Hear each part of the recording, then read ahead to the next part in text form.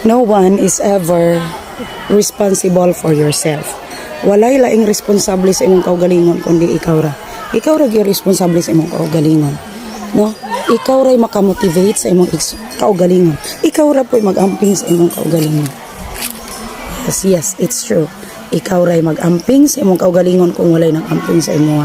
So dapat ang imong i-bear in mind na you are responsible for yourself. Dili na kinahanglan og laing tao nga you want to be happy, dili na kinahanglan kag tao aron ka mo malipay. Di na kailangan nga naapay mo remind nimo nga okay pag-amping. Stop depending yourself from anyone. Stop depending happiness sa uban, no? Kung gusto kang malipay, kung gusto jud kang tinuod nga malipay, stop relying to anyone, to things, mong attachment nimo. Walay laing makatabang nimo sa imong kaugalingon. If you're struggling right now, walay laing makapausab ana, ikaw ra pod, no, through self-discipline, through determination and hard work.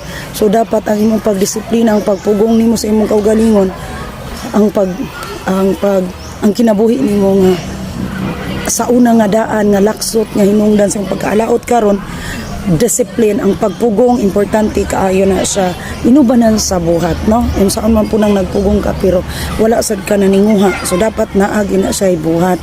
Ang tanan nimo ang buhaton, ubanan gina siya nimo og determination nga dili kay karon ra ka maninguha kung dili ugma og and the rest of the days, no? Talking about mag-amping sa kaugalingon, dili kinahanglan nga napay mo remind nimo nga pag-amping, dili kinahanglan nga ingon pa ka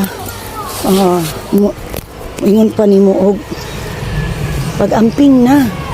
Pag-amping ha, you know what mga igsoon, we don't need somebody just to be happy, just to take care of ourselves.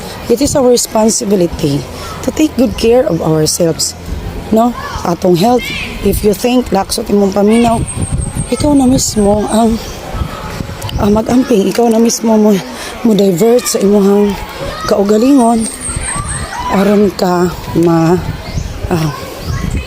maayo or no? Ayun na. Stop depending yourself from anyone.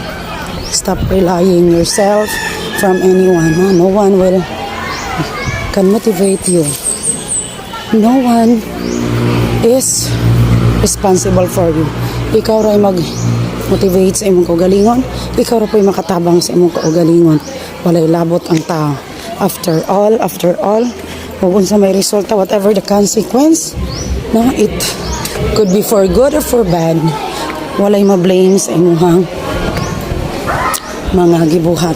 At least, gibuhat nimo ang tanan, and the consequence, the result of your doings is ikaw ra gyud maka-benefit if it's good. No? No one will motivate you. Ikaw ra gyud. No one can motivate you. Ikaw ra po. So, be the best version of yourself.